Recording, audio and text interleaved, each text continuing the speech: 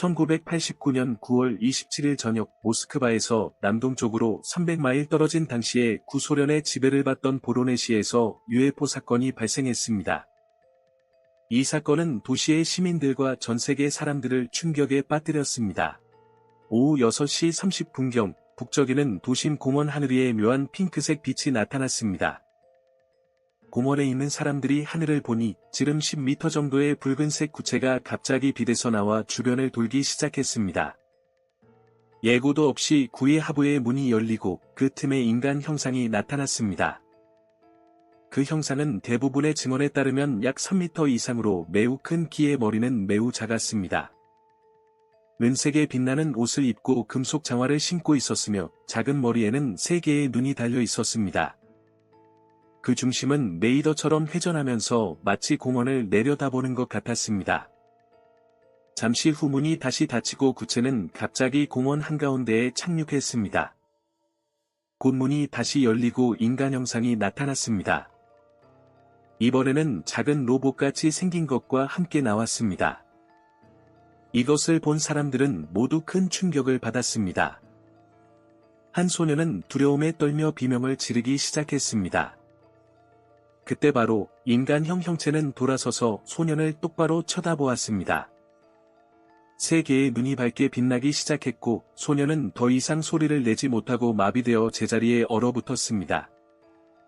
이것을 본 공원의 다른 사람들은 비명을 지르기 시작했습니다. 그 형체는 사람들을 계속 마비시켰습니다. 구체로 돌아간 형상은 무기처럼 보이는 것을 가지고 다시 나타나 소년을 향해 쏘자 소년은 희미한 기체 속으로 사라졌습니다. 이것을 본 사람들은 더욱 비명을 크게 질렀습니다. 마침내 형체는 구체로 돌아가고 곧바로 이륙하여 저녁 하늘로 사라졌습니다. 그와 동시에 소년은 다시 나타났지만 외관상으로 다치거나 아파 보이지 않았습니다. 그 사건을 목격한 모든 사람들은 며칠 동안 공포에 압도되었다고 증언했습니다. 이 이야기가 다음날 소련 신문 타스에 보도되자 난리가 났습니다.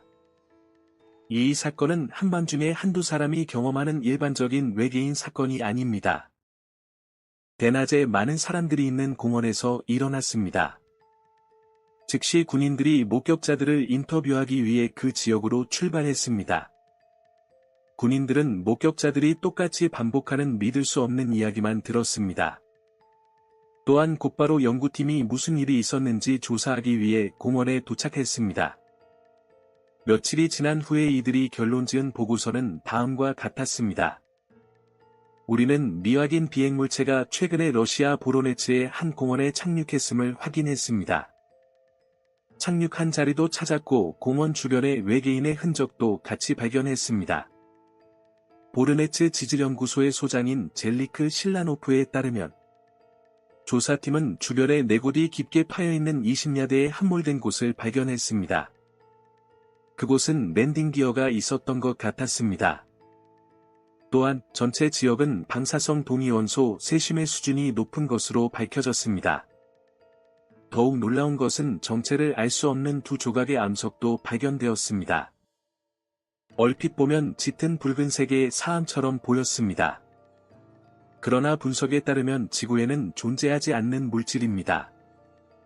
그곳은 정말로 이 세상 밖에 무언가와 만남이 일어난 것처럼 보였습니다.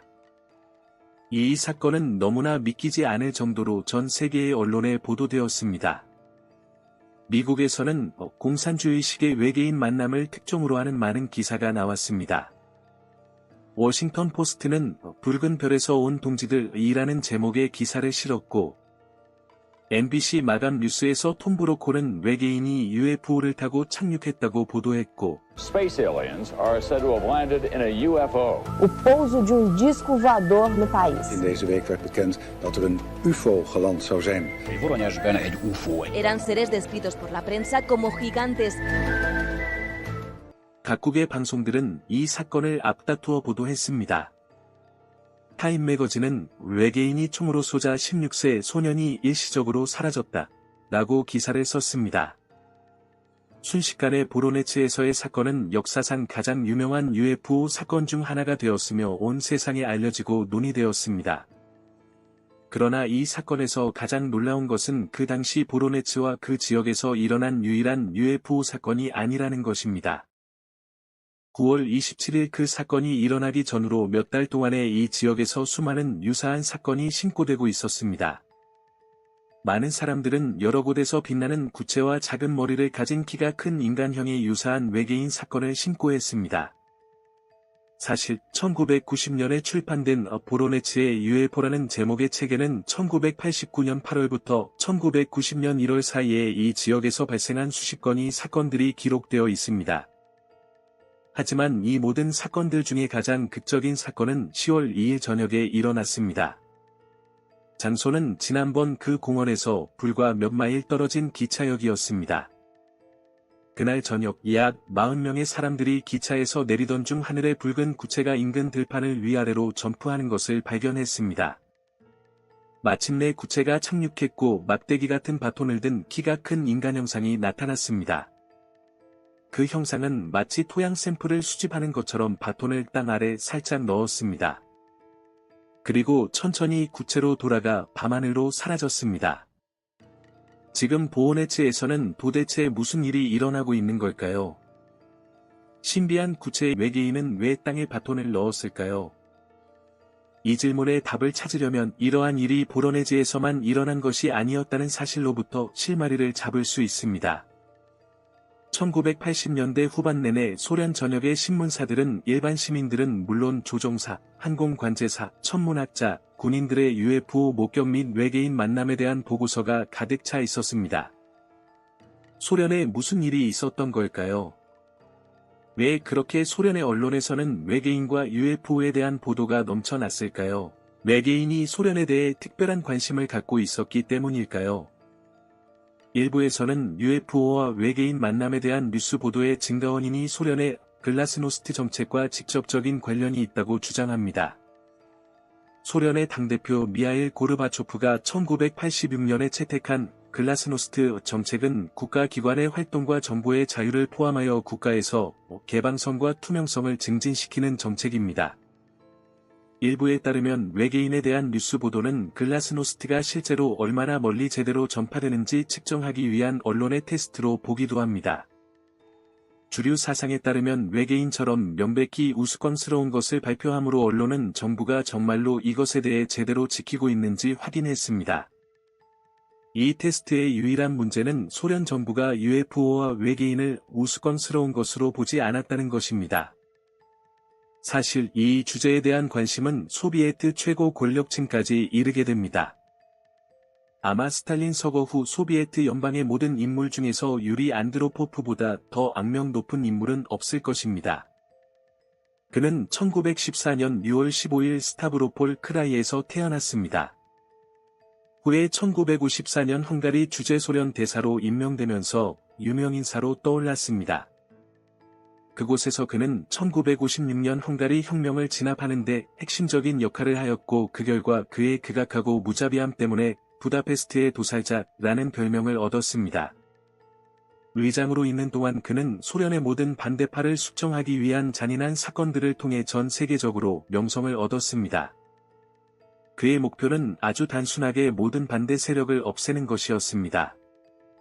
이 목표를 달성하기 위해 안드로포프는 반체제 인사로 간주되는 사람들을 닥치는 대로 체포하고 마음에 들지 않는 사람들을 정신병원에 강제적으로 수용했습니다. 소비에트 지도자 레오니드 브레즈네프가 1975년 뇌졸중으로 쓰러져 통치력을 상실한 후 안드로포프는 KGB를 통해 보유하고 있던 권력을 사용하여 소련의 정책을 마음대로 결정하고 그를 반대하는 모든 사람들을 숙청했습니다. 1982년 브레즈네프가 사망한 후 안드로포프는 1984년 사망할 때까지 공식적으로 소련의 지도자가 되었습니다.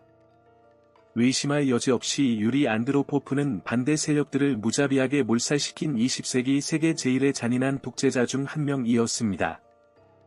이렇게 그가 반대 세력을 학살을 하고 독재를 함에도 불구하고 유리 안드로포프는 매우 금기시되는 주제인 UFO와 외계인에 대해 자신만의 생각을 갖고 있었습니다. 사실 그것은 집착에 가까웠고 비밀로 하지도 않았습니다. KGB 국장으로 재직한 초기부터 안드로포프는 소련과 전 세계의 UFO 보고서 파일을 책상 위에 직접 보관하는 것으로 알려져 있었습니다. 1978년에 안드로포프는 실제로 UFO를 감시하기 위해 군대와 2개의 민간위원회를 설립했습니다. 그 일환으로 그는 400만 명이 넘는 군인들에게 모든 UFO 목격에 대한 자세한 보고서를 제출하도록 명령했습니다. 당시 장교들은 안드로포프 덕분에 소련 전체가 하나의 거대한 청취장으로 변했다고 농담을 할 정도였습니다. 이 위원회들의 자료는 1978년부터 1990년 소련 붕괴 사이에 수집된 수천 개의 보고서 모음인 블루 폴더로 알려지게 된 문서에 보관되어 있습니다. 그러나 실제로 UFO와 외계인에 대한 소련의 집착은 유리 안드로포프와 KGB를 훨씬 뛰어넘었습니다. 1977년 9월 20일 오전 4시 5분 소련 북서쪽 페트로자보츠크시 상공에 이상한 빛나는 볼이 나타났습니다. 부두 노동자들이 이른 아침 교대 근무를 하는 동안에 그 볼이 오네가 건너 도시로 이동하는 것을 목격했습니다. 항공관제사와 조종사 및 승객들과 군인과 어선들이 목격하였고 결국에는 하늘의 빛을 보기 위해 건물 밖으로 나온 일반 시민들까지 보게 됩니다. 처음에는 볼이 지구를 향해 나선형으로 하강하는 것처럼 보였고 많은 사람들이 그것이 운석의 일종이라고 믿었습니다. 그것은 속도가 느려지기 시작하여 하늘에 완벽하게 떠 있었습니다. 그런데 갑자기 가느다란 수십 개의 광선들이 볼에서 도시를 향해 쏟아지기 시작했습니다. 황금 촉수가 있는 거대한 해파리의 모습 같았습니다. 크기는 약 300피트 정도 돼 보였습니다. 그 순간 많은 사람들이 집으로 달려가거나 최대한 몸을 숨겼습니다. 일부는 그 자리에서 두려움에 엎드려 떨었습니다. 촉수가 내려졌을 때 정찰 임무를 수행하는 원격 드론과 다를 바 없는 모선에서 분리된 작은 전구 모양의 물체가 도시의 스카이라인으로 향했습니다. 그리고 처음 갑자기 나타난 것처럼 빛의 덩어리가 도시에서 갑자기 멀어지기 시작했고 곧 구름 속으로 사라지면서 불에 탄 것처럼 붉은 구멍을 남겼습니다. 이 사건은 15분도 채 걸리지 않았습니다. 그 직후 사건을 보도하는 정부 기관과 소련 언론은 무슨 일이 일어났는지 궁금한 사람들로부터 전국에서 수천 통의 편지가 쇄도했습니다. 그러나 걱정한 것은 소련 국민들만이 아니었습니다. 동유럽 전역에서 이상 현상이 목격되었고 유럽 나라들은 소련이 새로운 종류의 무기를 시험하고 있는 것이 틀림없다고 생각하여 해명을 요구했습니다. 많은 나라들은 놀랍게도 소련 정부도 원인을 알 수 없었다는 사실에 크게 놀랐고 어이가 없었습니다. 소련은 유럽 나라들과 마찬가지로 당황했습니다. 저명한 소비에트 과학 아카데미조차도 그것을 알아낼 수 없다고 인정했습니다. 신속하게 소련 정부는 이 사건에 대한 공식 보고서를 제출했습니다. 불행히도 보고서는 현상의 범위가 너무 커서 과학적으로 원인을 찾을 수 없다고 결론지으며 미지의 외계인들에 의한 가능성을 인정했습니다. 전 세계와 미국은 당혹스러웠고 당시 CIA는 이 현상이 알 수 없는 미스테리라고 결론지었습니다. 1977년 그날 밤의 미스테리는 페트로자보드스크 사건으로 알려졌으며 소련 정부가 UFO와 외계인에 대한 관심을 공식화하는 데 절대적으로 영향을 주었습니다. 바로 몇 달 후에 책상 위에 수년간의 보고서를 통해 확신한 안드로포프는 당시 이름을 날린 청취소를 설립했습니다. 그러나 그것의 영향은 본 역할보다 더 커져갔습니다. 소련 정부는 UFO에 대한 전면적인 공식 조사를 시작했으며 이는 나중에 더 네트워크로 알려졌습니다. 물리학, 화학, 광학 및 분광학 전문가를 포함하여 20개 조직의 전문가로 구성된 더 네트워크는 UFO 사건을 과학적으로 조사하고 원인을 밝히려고 했습니다. 1978년에서 1990년 사이에 그들은 3,000건 이상의 사건들을 문서화하고 연구했습니다. 대부분 많은 사건에 대해 그들은 과학적 원인을 밝혀냈습니다. 그러나 300건이 미해결 사건들은 더 네트워크도 과학적으로 설명을 할 수 없었고 사건들을 더욱 미스테리하게 만들었습니다. 정부가 조사를 추진하고 있는 동안에 UFO와 외계인에 대한 논쟁은 소련의 과학 및 기술 커뮤니티에서 인기를 얻었으며 이 주제에 대해서 수많은 저널과 기사가 출판되었고 군대 및 정부 기관에서 많은 강의가 열렸습니다. 정리하면 UFO를 소비에트 의식의 최전선으로 가져온 것은 글라스노스트가 아니라 소련 사회의 모든 지식인들에서 발생하여 관심을 불러일으킨 설명할 수 없는 운동이었습니다. 여기서 우리는 한 걸음 물러나서 어떻게 제가 UFO와 외계인에 대한 소련의 집착과 특히 정부 및 군대에 대해 어떻게 그렇게 많이 알고 있는지 궁금하지 않나요? 많은 나라들이 극비로 여기는 주제들에 대한 관심을 공개하는 경우는 흔하지 않습니다. 저는 실제로 많은 국가의 정부가 그러한 정보를 적극적으로 억제하고 있다고 생각합니다. 그렇다면 그렇게 많이 수집되는 소련의 정부의 정보들과 군사 프로그램들에 대해 어떻게 제가 알 수 있을까요? 그 답은 1990년 소련 붕괴 이후에 서방과 전 세계의 정부 기관들과 개인들이 소련의 비밀 문서를 여러 경로를 통해 많이 입수했다는 것입니다. 그들은 밀수와 도둑질과 다양한 방법으로 자료를 얻었고 소비에트 연방의 붕괴 이후 불안정한 시기에 점점 자료는 모여갔습니다. 분명히 CIA 및 FBI와 같은 조직들은 기밀을 철저히 보호하고 법적 의무가 있을 때만 기밀 문서를 공개하고 있습니다. 또 우리가 볼 수 있는 문서들은 심하게 수정된 버전으로 고쳐서 공개됩니다. 그러나 이와 같은 사적인 집단은 비밀을 공개하는데 전혀 문제가 없습니다. 그 결과 오늘날 CIA.gov에서 이전에 비밀리에 보관되었던 많은 소련 문서가 공개되어 열람이 가능합니다. 우리가 만약 1947년 로스웰 사건이나 51구역에 관한 미국 정부의 비밀 문서에 접근할 수 있다면 어떤 세상이 되었을지 잠시 상상해 보세요. 사실 이것은 미국처럼 소련 정부가 마음만 먹으면 얼마든지 그들이 UFO와 외계인에 대해 조작하고 은폐할 수 있었다는 것을 의미합니다.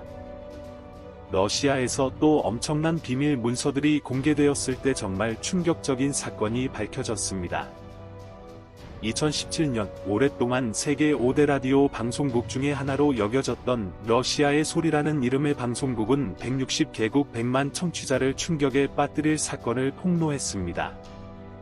소련 붕괴 이후 밀반출된 KGB 비밀 파일에서 가져온 이야기로 실제로 거의 지금은 잊혀진 1998년 TNT 특집 비밀 KGB UFO 파일에서 보도된 바 있었던 사건입니다.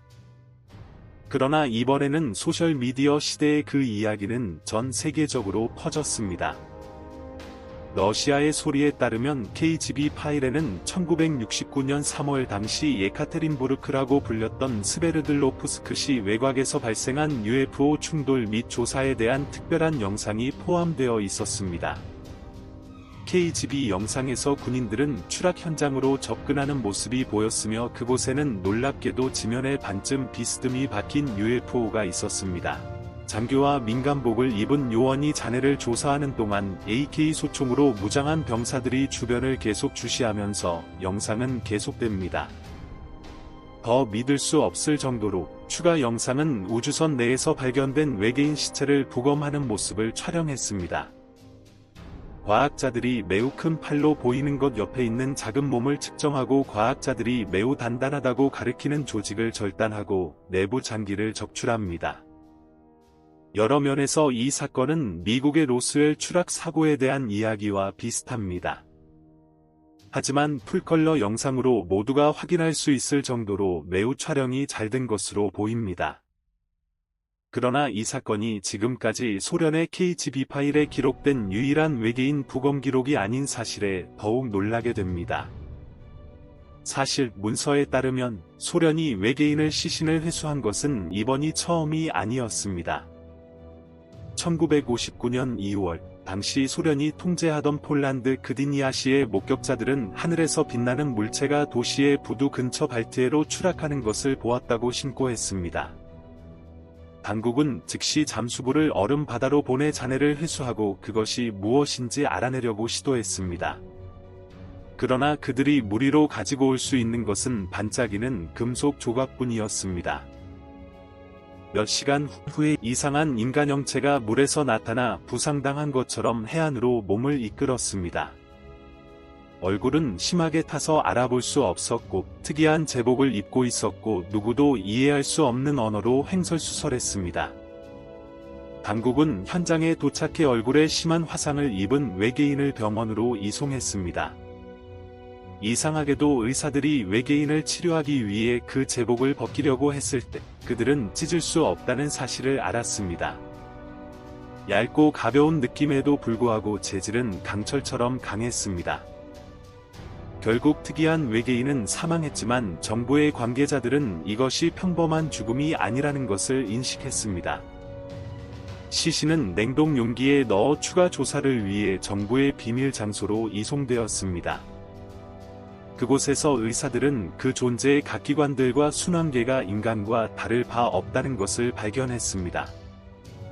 게다가 이 존재는 손과 발에 각각 6개의 손가락과 발가락이 있는 것으로 밝혀졌습니다. 의사와 과학자들은 겁에 질렸습니다. 그 생물은 이 세상 사람이 아닌 것 같았습니다. 소련이 하나가 아니라 2개의 다른 종류의 외계인에 대해 실험하고 해부하는 것이 정말로 가능할까요? 만약 그렇다면 그들은 무엇을 얻었으며 그 당시에 아직 공개되지 않은 문서에는 어떤 다른 비밀이 있을까요? 한 가지는 확실합니다. 1978년 소련이 거대한 청취장으로 변모한 후 이러한 외계인 사건에 대한 이야기는 더욱 널리 퍼졌습니다. 러시아 남부 시베리아의 바이칼 호수는 세계에서 가장 큰 민물 호수이며 최대 깊이가 5,000피트가 넘는 가장 깊은 호수입니다. 하지만 그 이상의 비밀이 있습니다. 그 지방에 따르면 고대부터 바이칼 호수는 신비한 영혼의 고향으로 알려져 있었습니다. 심해 깊은 곳에서 산다고 하는 불타는 용의 고향으로도 알려져 있습니다. 현대에 와서 바이칼 호수는 세계에서 UFO를 목격할 수 있는 핫스팟 중 하나가 되었습니다. 거대한 빛나는 구체가 물 위를 맴돌고 있고 반짝이는 옷을 입은 이상한 형상들이 매년 등장한다는 보고가 있습니다. 아마도 이 보고서 중 가장 충격적인 것은 1982년 일반 시민들이 아니라 소련군 자체에서 나온 것입니다. 유출된 소련군 문서에 따르면 같은 해 7명의 잠수부 팀이 150피트가 조금 넘는 수심으로 투입되었는데 그곳에서 그들은 일종의 UFO로 보이는 것을 발견하고 충격을 받았습니다. 며칠 동안 그들은 우주선을 연구했습니다. 어느 날 갑자기 우주선 주위를 헤엄치는 거대한 인간 형상들을 발견했습니다. 그들은 머리에 투명한 구체가 있는 은빛 옷을 입고 키가 10피트 이상인 것처럼 보였습니다. 신속하게 명령이 본부에서 떨어졌습니다. 잠수부들은 그 형상들을 포획해야 했습니다. 그들이 인간 형상들을 향해 이동하는 동안 그들은 일종의 음파 탐지기 같은 무기에 갑자기 맞아 다이버 중 3명이 즉시 사망하고 나머지 4명은 중상을 입었습니다. 7명 모두 몇 분 후 수면 위로 떠올랐습니다. 현지인들이 바이칼 호수 아래의 영혼이라고 믿었던 것이 사실은 외계인이었을까요? 이것 때문에 이 지역이 UFO가 출몰하는 핫스팟이 된 것일까요? 만약 그렇다면 오늘날까지 물속에 무엇이 있을까요? 바이칼 호수에서 발견된 신비한 존재에 대한 영상이 있습니다. 이 역시 다음에 올릴 계획이니 꼭 구독 알람 설정하셔서 바로 보시길 바랍니다. 바이칼 호수와 외계인 추락 그리고 부검에 대한 이야기가 소련에 공식적으로 기록되어 있기 때문에 UFO와 외계인에 대한 깊은 관심이 소비에트 권력의 고위층까지 널리 퍼진 것은 놀라운 일이 아닙니다. 한 가지 궁금한 점은 소련의 최대 라이벌인 미국에서도 같은 일이 동시에 벌어지고 있지는 않았는지 의심이 듭니다.